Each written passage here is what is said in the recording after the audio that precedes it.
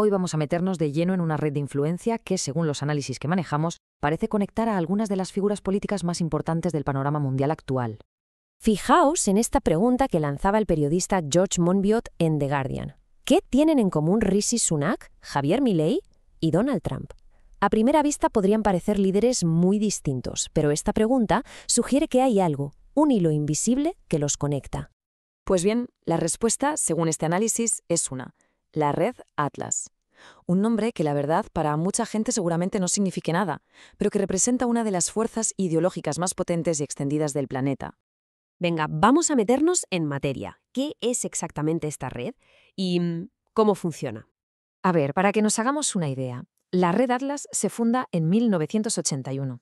Es una especie de club global, una asociación de think tanks, lo que llamamos laboratorios de ideas, con una ideología muy marcada: libertaria, ultraconservadora y a favor del libre mercado a ultranza. Su fundador, Anthony Fisher, ya tenía experiencia. Montó un think tank en Reino Unido que fue clave en la victoria de Margaret Thatcher. Y ojo que su alcance es que es inmenso. Si nos vamos a su propio informe anual de 2023, la red dice tener 589 socios repartidos por 103 países. O sea, no es un grupito de amigos, es una estructura global perfectamente coordinada. Vale, pero ¿cuál es su objetivo? Pues aquí está la clave. Su misión es, literalmente, cambiar el clima de las ideas. ¿Y cómo lo hacen? Pues promoviendo un paquete de medidas muy concretas: recortes de impuestos, sobre todo para los más ricos, hachazos al gasto público, una desregulación masiva de la economía y, muy importante, una oposición frontal a lo que se conoce como justicia climática. Y claro, para mover todo esto hace falta dinero, ¿no? Pues el respaldo financiero, según las fuentes, es potentísimo. Hablamos de multimillonarios de derechas, como los famosos hermanos Koch, y de grandes corporaciones de sectores como el petróleo, el tabaco o la industria farmacéutica. Y aunque esto es un fenómeno mundial, hoy vamos a poner el foco en un escenario muy concreto, en un campo de batalla clave: Europa. Es que aquí es donde vemos un choque de trenes, una colisión total de visiones. Por un lado, tenemos a la Unión Europea, que tradicionalmente ha sido un motor de regulación en temas como el medio ambiente, los derechos de los trabajadores o la tecnología. Y por el otro, el objetivo de la Red Atlas, que es justo el contrario: tumbar esas regulaciones y promover políticas de mercado totalmente libres. Y claro, esto nos lleva a la pregunta del millón en el momento actual. Con el ascenso de la extrema derecha por todo el continente, ¿está viendo la Red Atlas una oportunidad de oro para inclinar la balanza en Europa a favor de su agenda? Bueno, y para entender cómo lo hacen, el análisis que estamos siguiendo nos desvela lo que serían sus tres estrategias principales, como tres caras de una misma moneda. Vamos a verlas con ejemplos muy concretos. La primera es fascinante. Es la estrategia de la voz experta. La idea es muy sencilla: presentarse con una capa de neutralidad, de análisis técnico y objetivo para influir en el debate público y, por supuesto, en los políticos. Mirad, un ejemplo perfecto es el ECIPE, un think tank con sede en Bruselas. Por fuera, la imagen es impecable. Se le presenta como un centro de experiencia independiente, con análisis objetivos y apolíticos.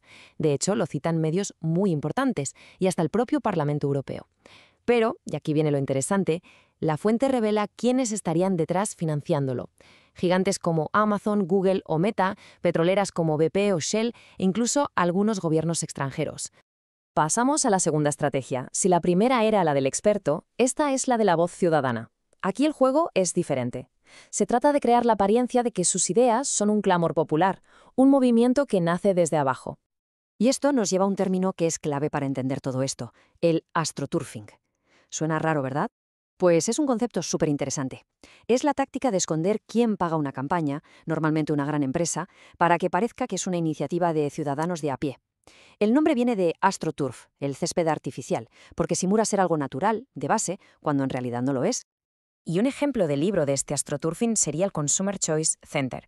Se llama Centro para la Elección del Consumidor. Suena genial, ¿verdad? Pero según la fuente, su agenda está totalmente alineada con grandes intereses corporativos.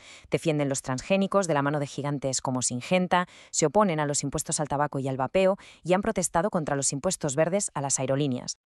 Y llegamos a la tercera estrategia, que es quizá la más sorprendente de todas: la de apropiarse de la voz del trabajador.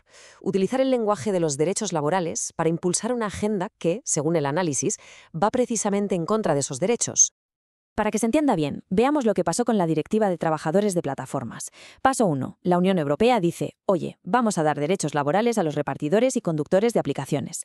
Paso 2. De repente aparece un grupo llamado Free Trade Europa y dice que eso es un ataque a la libertad de los autónomos. Paso 3. Lanzan peticiones, campañas en medios de comunicación y paso 4. El resultado, la propuesta original se bloquea y se acaba aprobando una versión mucho más suave. Vale, hemos visto las 3 estrategias. Entonces, ¿qué significa todo esto? ¿Qué nos estamos jugando en Europa con todo esto, según el análisis? Lo que parece quedar claro es que da igual la máscara que se pongan, sea la del experto, la del ciudadano de a pie o la del trabajador, el objetivo final, según la fuente, es siempre el mismo: empujar la desregulación y las políticas de libre mercado hasta el final.